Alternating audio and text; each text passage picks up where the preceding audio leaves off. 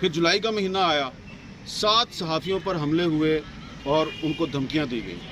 जिन जिन सहाफ़ियों को धमकियां दी गई मैं उनमें से कुछ के नाम लेता हूं। एक तो थे नदीम मलिक साहब, समा टीवी पर उन्होंने पूरी दुनिया को बताया कि FIA के काउंटर टेररिज्म विंग ने मुझे समन किया और वो नहीं गए उनके समन करने के बावजूद। उसके बाद ऑनलाइन न्यूज़ एजेंसी के मोहसिन बेग साहब हैं, उनको थ्रेट किया गया, उन्होंने सबको बता दिया मुझे थ्रेट किसने किया। और फिर आप लोगों को नौकरियों से भी निकलवाते हैं। ये देखें, ये है, ये क्या नाम है भी आपका? इरशाद कुरैशी। कहाँ काम करते थे आप? मैं जियो न्यूज़ में काम करता आपको नौकरी से किसने निकलवाया है? शेख रशीद के लो जी, शेख रशीद जो है वो फ़ोन करता है माजरत के और किसी को कि भाई वो तुम्हारा जो रिपोर्टर है उसका नाम है इरशाद कुरैशी, उसको को मुझसे माजरत करे। रिपोर्टर कहता है मैंने माजरत नहीं करनी। शेख रशीद कहता है नहीं नहीं मुझे माजरत चाहिए। रिपोर्टर कहता है नहीं जी मैंने सवाल करना था, मैंने सवाल कर दिया, मैं माजरत तो नहीं कर सकता। शेख रशीद कहता है नहीं नहीं मैंने माजरत चाहिए, मुझे माजरत करवा के दो। वो चैनल ने पूरा जोर लगा दिया। रिपोर्टर है बदतमीज़, बदतहजीब, नाहंजार, गुस्ताख इरशाद कुरैशी, उसने इनकार कर दिया क्योंकि नासिर जैदी साहब का बरखुरदार है, इनका फॉलोअर है। तो नासिर जैदी साहब का जो भी फॉलोअर होगा उसके साथ यही होगा जो मेरे साथ हो रहा है, जो उसके साथ, वो उसको भी नौकरी से निकलवा दिया शेख रशीद ने। तो वैसे हर मामले में शेख रशीद नहीं है, आप ये ना समझें कि सारे मामलात में शेख रशीद नहीं है। हर मामले में वही हैं जिनका के नाम हम नहीं लेते लेकिन दुनिया को पता है। शेख रशीद जो है उसका तो नाम ले लिया नाम लेकिन जो असद तूर के घर में घुसे वो शेख रशीद ने कहा पता चल गया है अनकरीब मुलजिम पकड़े जाएंगे, नहीं पकड़े गए। इसका मतलब है मुलजमान शेख रशीद से ज़्यादा ताकतवर थे। इसी तरह अबसार आलम पर जिन्होंने गोली चलाई वो भी नहीं पकड़े गए, मुलजमान शेख रशीद से ज़्यादा ताकतवर हैं। इसी तरह जो मुतीला जान के साथ हुआ। तो स्टोरी इस वक्त जो पाकिस्तान की है वो सारी दुनिया के सामने है।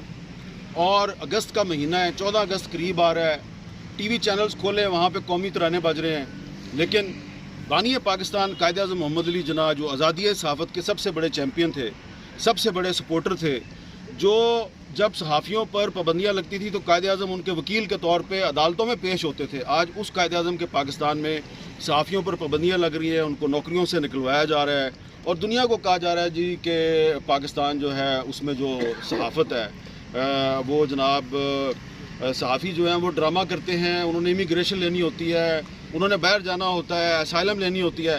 तो ये असद तूर भी यहीं पे खड़ा है और मैं भी यहीं खड़ा हूँ, तो हम में से तो कोई बाहर नहीं जाने वाला। बाहर असल में एक्चुअली एंड में आपने जाना है, ठीक है? तो जब आप जाएंगे तो हम आप पर आवाज़ें नहीं लगाएंगे क्योंकि जाना तो है आपने। जिस तरह परवेज़ मुशर्रफ गया ना तो आपको भी तो जाना है। वक्त सदा कभी एक सा नहीं रहता और याद रखो कि ना इक़्तिदार हमेशा रहता है और ना ताकत हमेशा रहती है। एक ना एक दिन वो कपड़े उतर जाते हैं जिनकी वजह से आपके पास ताकत है। मैंने उन कपड़ों का नाम नहीं लिया, समझ आ गई है ना? Thank you very much. वाह जी, जिंदाबाद। इरशाद कुरैशी साहब, आप ये बताएं कि एक सवाल की पादाश में और एक रावलपिंडी के इस्लामाबाद के बल्कि पाकिस्तान लेवल के एक रिपोर्टर को आराम जैसे दूध में से बाल निकाल दिया गया, तो इस इस्तेसाल के हवाले से क्या समझते हैं कि आपको क्यों निकाला गया, किस वजह से, कौन सा ऐसा आप सवाल था? और अभी तमाम कायदीन यहाँ पे मौजूद थे, अहमद मीर साहब यहाँ पे मौजूद थे, अफजल भट्ट साहब यहाँ पे मौजूद थे और दीगर क़यादत सारी मौजूद थी। आप की बात को आगे लेके वो सारे चले हैं कि अगर इरशाद कुरैशी के साथ जो ज़्यादती हुई है एक बहुत बड़ी इसके हवाले से तारीख चलेगी। मुझे बताएँ कि ये इस्तेसाल क्यों है? क्या साफ़ी जो हैं उनके ज़बान को, उनके मुँह को ताले लगा दिए जाएँ? देखिए जी, आज़ादी सहाफ़त के हवाले से ये जो दौर है इससे बुरा दौर ना सुना ना देखा। अब रही बात मेरी, मैं 10 साल एक इदारे से मुंसलिक रहा। 10 साल के अंदर क्या मैं इतना नाअहल था कि एक लम्हे के अंदर मुझे फ़ारिग कर दिया जाए? अगर मैं इतना नाअहल था तो 10 साल क्यों रहा? एक बात। फिर जब मैं किसी से सवाल करता हूँ तो मेरा बतौर सहाफ़ी होने का मेरा हक़ बनता है कि मैं सवाल करूँ। मैं आवाम की आवाज़ हूँ, लिहाजा जब मैं सवाल करता हूँ तो जिससे सवाल किए या तो वो नो कमेंट्स कर दे या उसको मुनासिब से जवाब दे दे। वो साहब सीखफा होते हैं और फिर वो इतनी ताकत में है कि वो अपने जो है उनके कुछ ख़ास लोग जो इदारों में हर जगह कहीं ना कहीं मौजूद होते हैं उनको कहते हैं कि इसे को उम्र से माजरत करें। मीर साहब ने भी जैसे जैसे कहा जी शेख साहब की ज़िद थी कि नहीं मुझे माजरत चाहिए, नहीं मुझे माजरत चाहिए, ज़िद्दी बच्चे की तरह।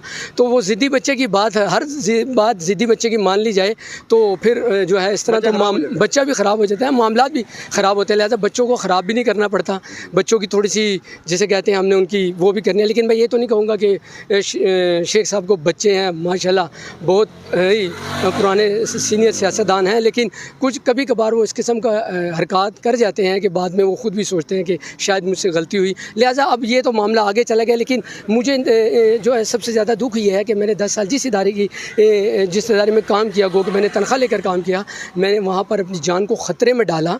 बहुत सारी ऐसी मेरी जो है वहाँ पर कवरेज है जो रिकॉर्ड पर मौजूद है कि जहाँ पर कानून नाफिज करने वाले इदारे भाग गए, लेकिन मैंने फुटेज बना के इदारे को दी और उसके बाद फिर मेरे साथ ये सब कुछ हो। तो मेरा सवाल ये है कि आप इतने बेबस हैं या आप इतने ज़्यादा आप कह सकते हैं कि आप डर गए हैं कि आपने 1 मिनट नहीं लगाया और फ़ौरन फायर कर दिया बगैर किसी नोटिस के और बगैर किसी, अगर कोई गलती भी होती है, कारकर्दगी पे भी कोई सवाल है तो उस पर भी आप नोटिस देते हैं 2 माह का 1 माह का, लेकिन किसी बगैर वजह बताए आपने फायर कर दिया तो फिर सहाफ़त तो ना रही, इदारे को भी आपने बदनाम किया।